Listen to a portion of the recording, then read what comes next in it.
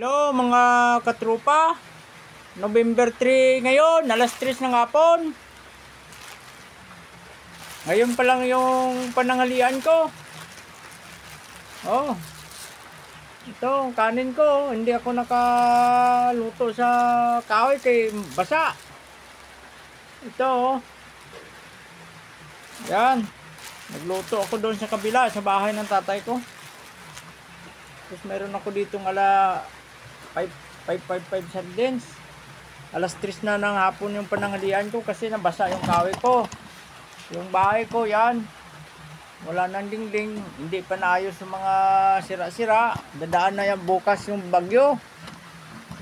Dadaan dito sa amin, signal number 2 na kami. Sigurado ako na masisira itong bahay ko. Yan, nag-isip ako kung saan ako ano nito bukas, magtago. Kasi pag dito ako, basa ako dito at saka lilipad to. Ito yung bahay ko, ganyan yung itsura, lilipad yan. Oh. Yung mga ano niya, nakatabingi na ito. Tabingi na to ng lindol.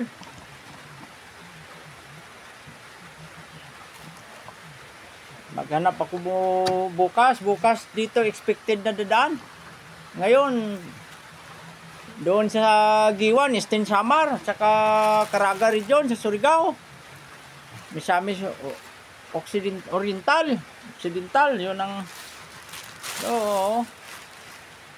kain tayo ng ito yung nagagamit pa natin yung pagka natin. Pagka mandirigma. Sardinas, dito lang tayo sa supot ng plastic. Ano to? Anong supermarket to? Gaisano. Pag may pira kayo dyan, wag nyong baka marumi pa yung plastic ha. Wag nyong gayahin. Tapos yung tubig ko dito sa tabo. Ito yung ginagamit ko ring tabo sa paliligo. Tubig sa puso. Kain tayo mga katrupa. Survival itong buhay natin. Hindi natin alam kung hanggang saan ang buhay natin na hiniram ng Diyos. Hindi natin alam kung magigising pa tayo pagtulog natin.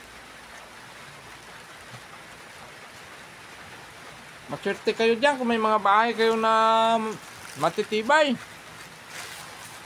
Tapos may pagkain pa kayo. Sa akin wala na pagkain. Sira-sira na yung bahay, dadaanan pa ng lindol sa bagyo. Yan.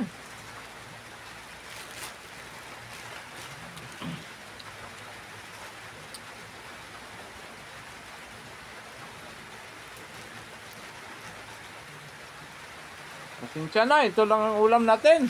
Sardinas. Parati ito, kung hindi ito, tuyo. Kung kaya talbos ng kamuting kahoy.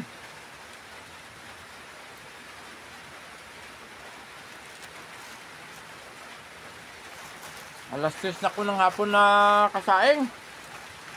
Basa yung kahoy ko eh.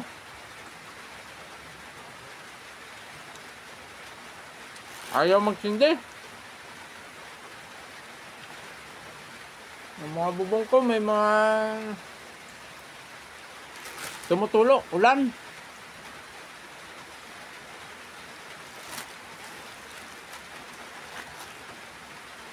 Ganyan talaga ang buhay natin.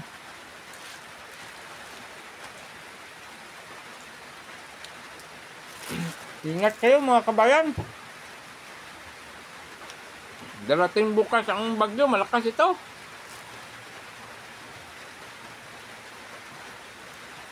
Bukas ang expected niyang landfall dito sa Western Visayas. Kasama yung bayan namin. Ngayon, signal number 2 kami. Hindi pa natin alam yan kung tataas o bababa. Depende yan. Sa forecast ng Pag-asa. Mga kababayan ko, magdasal kayo at mag-ingat. Bye-bye. I love you.